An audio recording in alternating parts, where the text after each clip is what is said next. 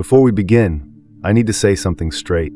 YouTube demonetized this channel, removed all our videos, and honestly, it only made me more certain that what we're doing here matters. Because you do not get silenced for saying nothing. You get silenced for saying something they cannot control. Sound familiar? It should, because that is exactly the story we are about to tell. For centuries they suppressed Mary Magdalene. They buried Sophia.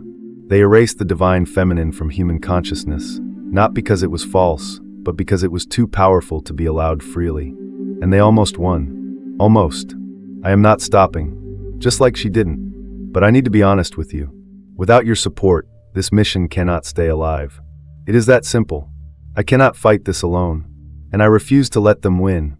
Refuse to let this knowledge get buried again. The way they buried her, the way they buried Sophia, the way they have always buried the things that threaten their control. Do not let them win. Do not let this go quiet. And I want you to understand something. What I am about to share with you today. This is only the surface. This is what I can bring here, on this platform, in this format. And if this is what the surface looks like, if this is what they are already uncomfortable with, then think about what lives underneath. Think about what we go into when there are no restrictions, no limits, no system deciding what is too much. That space exists. It is on Patreon. Link is in the description. The deeper teachings, the real community, the conversations this platform does not want us having. It is not for everyone. It is only for the ones who are ready to go further than this.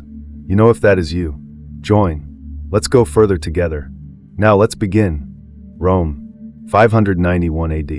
A man stands at a pulpit. His name is Pope Gregory I, one of the most powerful religious figures in the entire medieval world, a man whose words would shape the spiritual imagination of Western civilization for centuries to come. The church is packed. People are listening. And in this single moment, with one carefully constructed sermon, he opens his mouth and does something that would take humanity over 1,000 years to undo. He calls Mary Magdalene a prostitute. Not because the scripture said so, not because any text confirmed it, but because he decided she was. He merged 3 separate women from the Gospels into one, collapsed their identities together, and painted her with a label so shameful, so diminishing, that the world would spend the next 14 centuries looking at her through that lens and nothing else. One sermon, one man, one lie dressed up as theology. And here's what I want you to sit with before we go any further. The church officially corrected this in 1969. 1969. That is how long it took. That is how durable a deliberate erasure can be when the people doing the erasing have enough power. But what was being erased? That's the real question. That's the reason you're here right now. Because it wasn't just a woman's reputation they were burying. It was a teaching, a cosmology, a vision of the spiritual path so radical, so interior, so threatening to institutional religion, that the only way to kill it was to first destroy the vessel carrying it. Mary Magdalene, the Gnostic Mary Magdalene, was not a sinner seeking redemption. She was the apostle of apostles. She was the one who understood what the others could not. She was, in the language of the Gnostic texts themselves, the one Jesus loved more than all the rest, not romantically, but spiritually. She was the one he trusted with the deepest fire. And today, you and I are going to sit inside that fire together. We're going to go into the actual Gnostic texts, the Gospel of Mary, the Pistis Sophia, the texts pulled from the sands of Nag Hammadi, and we're going to find her, not the woman the church invented, the real one, the one they were afraid of. Stay with me, because what comes next is going to change the way you understand not just her story, but your own. Close your eyes for just a second and picture this. Alexandria, Egypt, 2nd century AD. The city is alive with philosophical schools, mystery traditions, and competing visions of what truth actually is. Somewhere in that city, in a small room lit by oil lamps, smelling of papyrus and night air, a small community of Gnostics is gathered in a circle. They are not the Christianity you recognize. They have no grand cathedral, no political alliance, no army. What they have is a text, a worn, handwritten document being passed carefully from person to person, the Gospel of Mary. And as each person reads it, something shifts in their face. Not surprise, recognition, like hearing something spoken aloud that they have always known but never had words for. This is who Mary Magdalene was to the Gnostics. Not a footnote, not a reformed sinner hovering at the edge of the story. She was central. She was, in the most literal textual sense, the disciple who received teachings the others did not receive. The one who possessed an interior capacity for gnosis, direct, unmediated spiritual knowing, that placed her above Peter, above Andrew, above virtually every figure in the canonical tradition. Let me be clear about what gnosis actually means, because this word is the entire key to understanding why Mary matters so profoundly. Gnosis is not belief. It is not faith in the conventional sense. It is direct inner knowing, a first-hand encounter with spiritual reality that happens inside the consciousness of the individual. It cannot be handed down by a priest. It cannot be administered through a sacrament. It cannot be controlled by an institution. It arises from within. And the Gnostics believed that this kind of knowing was the only real path to liberation. Mary Magdalene, in their tradition, was the supreme example of someone who possessed that capacity fully. The Gospel of Mary, fragments of which survive in the Berlin Gnostic Codex, discovered in Egypt in the late 1800s, with additional fragments confirming its existence in the Oxyrhynchus papyri, presents her not just as a witness to resurrection, but as someone who received private, visionary revelation directly from Jesus. Not secondhand, not filtered through the male apostles, directly into her own interior. Elaine Pagels, the Princeton scholar and author whose book The Gnostic Gospels tore open modern understanding of early Christianity, spent decades studying exactly this. She found that in Gnostic communities, women held positions of spiritual authority that the emerging Orthodox Church was actively working to eliminate. Mary Magdalene was not the exception. She was the symbol of what was being suppressed. And this is where I need to say something directly to you. When I first went deep into these texts, really sat with them, not as history but as living documents, I felt something that I can only describe as grief. Because you realize you have been handed a version of reality with crucial pages torn out. And those pages belonged to a woman who understood something extraordinary about the nature of the soul. Let's go find out what she actually knew. Picture the moment just after everything fell apart. Jesus is gone. The crucifixion has happened. The disciples are gathered, and the word gathered is almost too gentle. They are huddled, terrified, weeping. The text says they were afraid the authorities would come for them next. The grief in that room must have been suffocating. These were people who had given up everything to follow a teacher, and now that teacher was gone, and they did not know what to do next. And then Mary Magdalene stands up, not to perform strength, not to lead a political movement. She stands up because she genuinely is not afraid. And she says, and I want you to hear these words, "Do not weep and do not grieve nor be irresolute, for his grace will be with you all and will protect you." That is not the language of a passive bystander. That is a teacher speaking. Then she does something even more extraordinary. She tells them, "I will share with you what he revealed to me in a vision, the things that you do not know." And she does. She begins to teach. What she shares is not simply a comforting message. It is a full cosmological map of the soul's journey, a visionary account of what happens to consciousness as it moves toward liberation. In the vision, the soul ascends through four powers, four forces that attempt to bind it, to prevent it from returning to the divine fullness. The Gnostics called this fullness the pleroma, a Greek word meaning fullness or completion. It is the realm of pure divine light beyond the material world. Beyond the demiurge, the flawed, jealous creator God the Gnostics believed fashioned the physical universe as a kind of prison. The first power the soul confronts is darkness. The second is desire. The third is ignorance. The fourth is wrath, specifically the wrath of death. Each one challenges the ascending soul. Each one tries to claim it, to drag it back down into matter. And the soul, in Mary's vision, answers each one. It speaks back to the powers. It refuses to be claimed. It says, in essence, I know what I am. I know where I came from. And you have no hold on me. Now, let me tell you why I think this is genuinely one of the most extraordinary pieces of esoteric teaching that has survived into the modern world. Because this isn't mythology for mythology's sake. This is a map. The four powers, darkness, desire, ignorance, wrath, these are not abstract cosmic forces out there in some other dimension. They are states of consciousness. They are what you encounter inside yourself when you begin to wake up, when you begin the real inner journey. Darkness is the part of you that doesn't want to see clearly. Desire is the attachment to things that keep you anchored in the illusion. Ignorance is the forgetting of your true nature, the deepest sleep of all. And wrath is what comes when the ego, sensing it is about to lose its grip on you, turns violent and desperate. Mary Magdalene was not teaching a story about the afterlife. She was teaching a map of inner transformation. And she gave this teaching to a room full of frightened disciples at the most terrifying moment of their lives. That is who she was. Now here is where the text gets uncomfortable. And I want you to sit inside this discomfort, because it reveals something that is not just ancient history. It is still happening right now. After Mary finishes speaking her vision, after she shares this profound interior teaching, the room does not respond with gratitude. Andrew speaks first. He says he doesn't believe these teachings came from the Savior. They are too different, too strange, too unlike what he was told. And then Peter, who in Orthodox Christianity becomes the rock upon which the church is built, the first pope, the gatekeeper of heaven. Peter turns to Mary, and he says something that cuts right to the heart of the entire conflict between institutional religion and direct inner knowing. He says, "Did he really speak with a woman without our knowledge and not openly? Are we to turn about and all listen to her? Did he prefer her to us?" I'll be honest with you. Every single time I read that line, I feel something tighten in my chest. Because it's not really about Mary being a woman. Not at its core. The gender is the surface.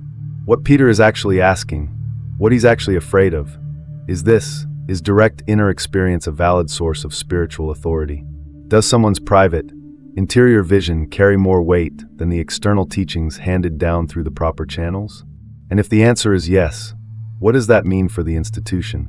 What does that mean for Peter's role? What does that mean for every priest, every bishop, every pope who derives their authority from apostolic succession rather than actual gnosis? Do you see it now? The conflict between Peter and Mary in the Gospel of Mary is not a personal argument. It is the foundational conflict of Western religious history.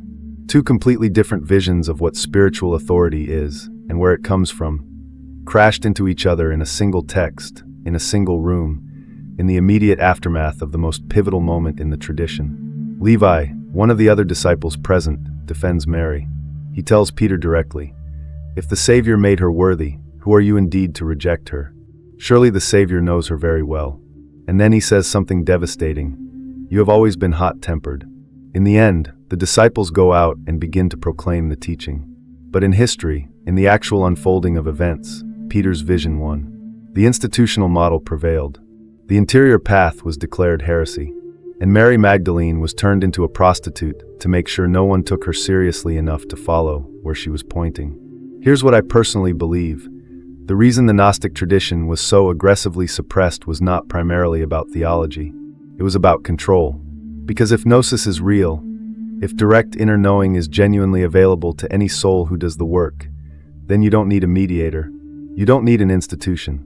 You don't need someone standing between you and the divine, managing your access, setting the terms of your salvation. That is a terrifying idea if your entire power structure depends on being that mediator.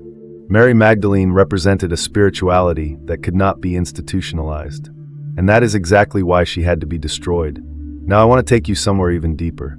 Because what I've shared so far is the surface of the Gnostic Mary. There is a layer beneath it that is, in my view, the most profound dimension of her entire story. Imagine a vast, complex, almost overwhelming Gnostic text, the Pistis Sophia, which roughly translates to faith wisdom. It is long. It is dense. It is written in a dialogue format between the risen Jesus and his disciples. And if you were to count, if you were to go through that text and tally up who asks questions, who engages, who pushes the conversation deeper, you would find something startling. Mary Magdalene asks more questions than all the other disciples combined. Not slightly more, dramatically more. The text itself acknowledges this. Jesus at one point tells her that her spiritual understanding surpasses all her brothers. He calls her the Blessed One, and the one whose heart is more directed to the kingdom of heaven than all her brothers. And in another passage, in language that should stop you in your tracks, he calls her the inheritor of the light. The inheritor of the light. That phrase is not decorative. In Gnostic cosmology, light, divine light, the luminous fullness of the pleroma, is what the soul is ultimately made of and what it is trying to return to. To be called the inheritor of that light is to be identified with the very goal of the entire spiritual journey. And this brings us to Sophia. Sophia is, in Gnostic theology, one of the most complex and heartbreaking figures in all of spiritual cosmology. She is the divine feminine emanation, the final aeon, or divine being, to emerge from the pleroma. She is wisdom itself. She is the feminine face of the divine absolute. And in the Gnostic myth, she makes a fateful choice. She reaches out, she moves without her consort, she falls. She plunges downward through the levels of being, and from her fall, from her very longing, her very mistake, the material world comes into existence. She is not evil. She is not punished. She is lost. And the entire Gnostic spiritual project is, in a sense, the story of Sophia's return. Her journey back to the fullness of light. Her redemption, not through punishment or shame, but through remembering who she truly is.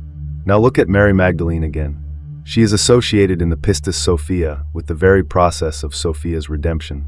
She stands beside Jesus as he teaches Sophia how to return. She understands this cosmology not as an observer, but as someone who lives it, someone whose own inner journey mirrors Sophia's.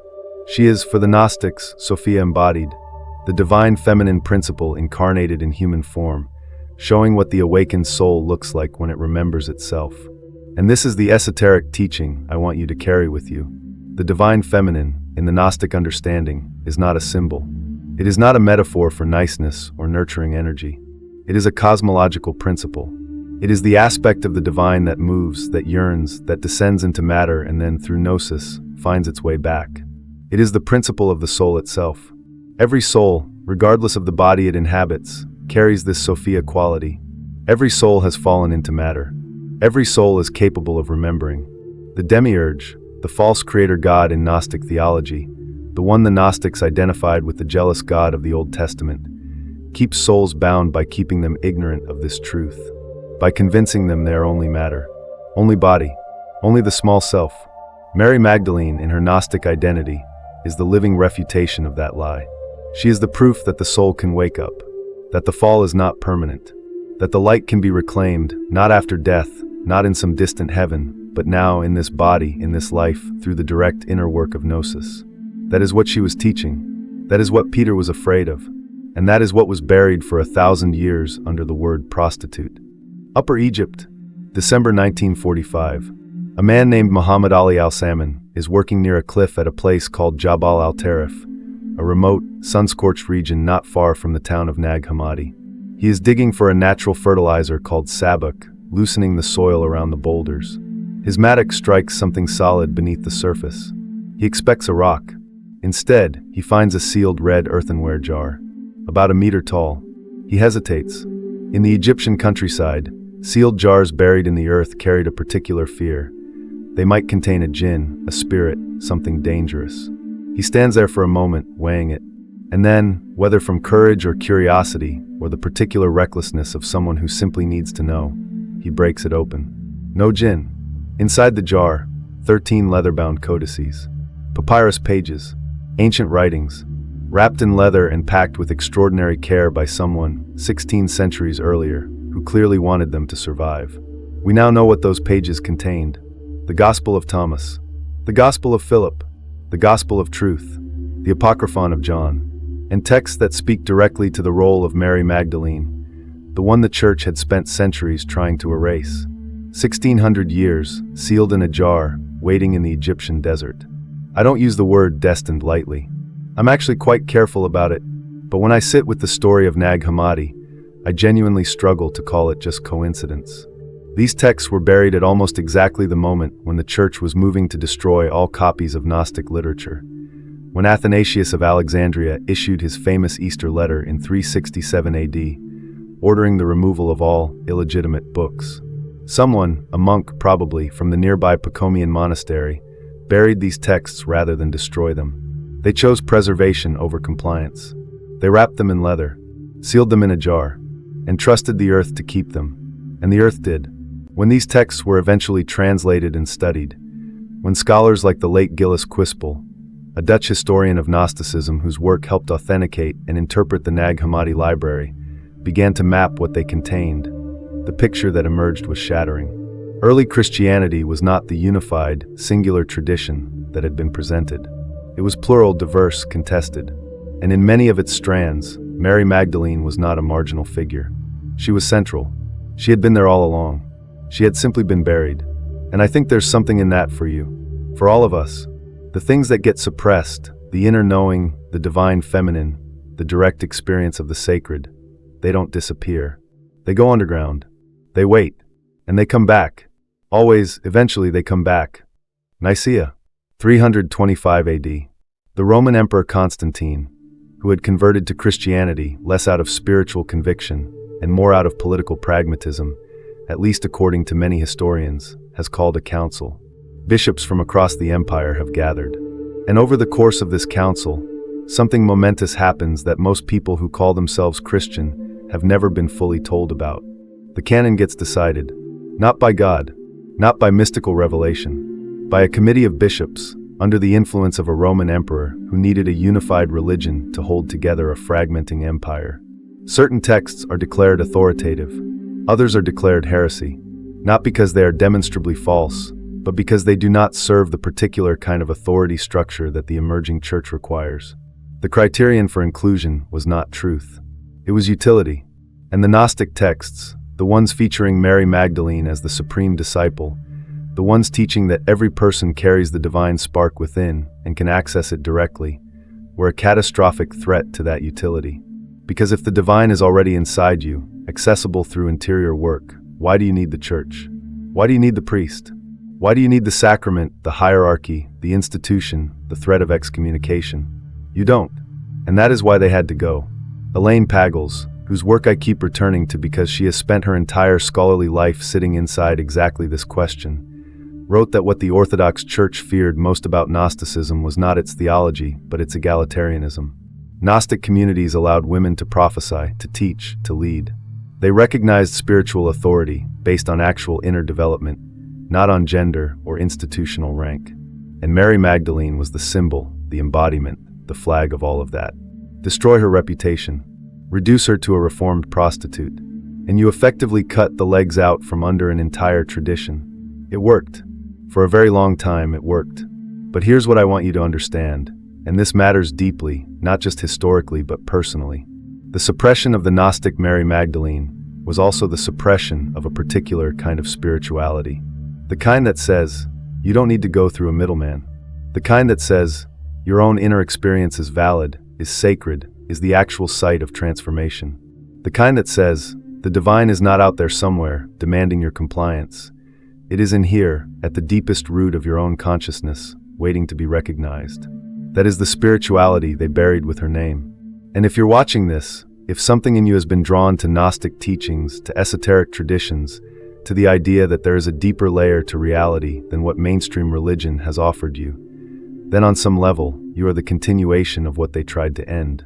You carry something they couldn't fully bury. Let me bring you back to that lamplit room in Alexandria, the one I described at the beginning of our journey together. The small circle of Gnostics, passing the Gospel of Mary between them. The worn papyrus. The night air. Now I want you to imagine that you are in that room. Not as an observer. As a participant. The document reaches your hands. You open it, and you read the account of the soul's ascent, through darkness, through desire, through ignorance, through wrath. You read the soul's response to each power. You read Mary's voice speaking into that frightened room. Do not weep, do not grieve. His grace will be with you. What does that mean for you, right now, in your actual life? Because I think this is where Gnostic Mary Magdalene stops being history and becomes something else entirely. She becomes a mirror.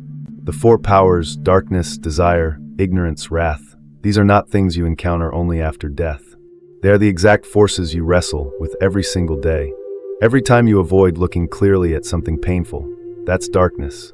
Every time you cling to something that you know at the deepest level is keeping you small, that's desire.